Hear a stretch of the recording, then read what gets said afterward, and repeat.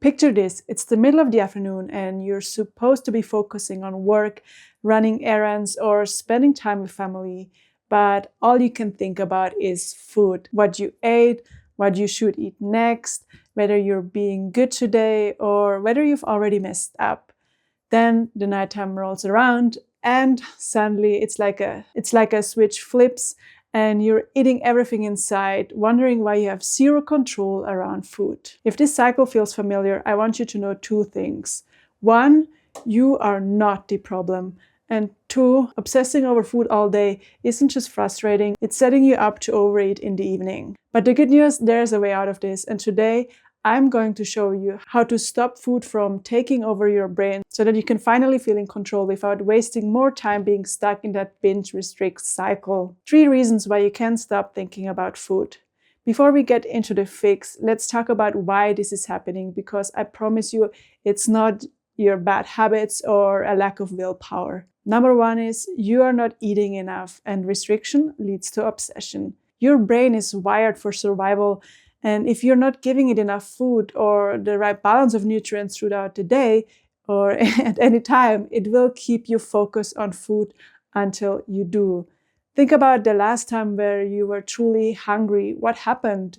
You couldn't focus, right? And maybe you were irritable, easily distracted, or even lightheaded.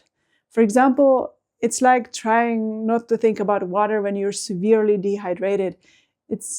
When you're in that state, it's going to be all-consuming. It's all that you're thinking about. Then reason number 2 is you're not eating foods that actually satisfy you. Ever had a healthy meal only to be hungry an hour later? That is because fullness and satisfaction are 2 different things. If you're just filling your stomach, but you're not truly satisfying your cravings, your brain will keep searching for more. For example, if you eat a plain salad for lunch but really wanted something warm and comforting, or even a sandwich, you'll be thinking about food all day because your body isn't truly satisfied. You filled your stomach, but you didn't fill up your cravings, you didn't satisfy your cravings. When we constantly eat clean or stick to rules without considering satisfaction, we set ourselves up to crave more food later. Reason number 3, you're using food as your main source of comfort or reward. If food is the highlight of your day, it makes sense that you're always thinking about it. Food isn't just physical, it's also emotional, something I heavily talk about on this channel or in my other social media in general. So for example, if your only break in a stressful workday is eating a snack, your brain starts to associating food with relief. And that's why you constantly think about it.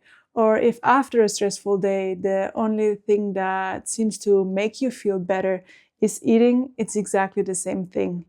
If you don't have other ways to manage your stress or bring joy into your day, food will always be the thing your brain fixates on because it knows that it's what will make you feel better, what will relieve stress. One simple shift to stop obsessing over food. So what's then the solution? How do you stop food from taking up so much mental space so that you're not overeating at night? For this, I want to share one tip with you for today so that you pretty much have no excuses not to implement it. And this is the shift: eating satisfying enough meals throughout the day. This might sound simple, but I promise you it's such a game changer. Instead of focusing on eating healthy or sticking to the plan, you need to focus on meals that make you feel full, nourished, and satisfied so that you're not constantly thinking about what's next. That was a big thing for me. I was used to constantly think about food, and making this shift truly helped me. And that's why I'm sharing it with you today. So what this looks like in action is stop skipping meals. Eat at regular intervals to prevent that mental food obsession. Balance your meals, so include carbs, protein, and fats to feel full for longer. This balance is truly what is needed to, to keep your hormones at bay, to keep your hunger and fullness hormones at bay, but also your insulin levels to make you feel fuller for longer. Then satisfy your cravings. Listen to what your body actually wants. So if you want pasta, don't just eat a plain salad because it's the healthier option to avoid carbs or whatever. Maybe add some pasta to the salad or eat some pasta with a side salad. By adding this salad, you automatically give less space to the pasta and add more nutrients and satisfy the cravings still by eating the pasta, but also eating the salad. And if you're craving something warm or creamy, don't force yourself to eat a cold raw vegetable salad. Have a comforting soup instead. If you want chocolate, don't try to satisfy it with fruit because you will be constantly thinking about the chocolate. So instead, have that 1, 2, 3 pieces of quality chocolate and truly enjoy it. Be fully present when you eat it to not kind of miss that experience. An example of a mindset shift. In terms of mindset and your thoughts, because obviously they will play a role in all of this, in this process of stop that food obsession. It looks like this. Old way of thinking, I should have a smoothie for breakfast because it's healthy. New way of thinking, I'll add oats and peanut butter because this makes my smoothie more nutritious and it actually keeps me full. It's not just that easily digested fruits, but it also, thanks to the protein and the healthy fats, stays in my tummy for longer, helping me stay full for longer.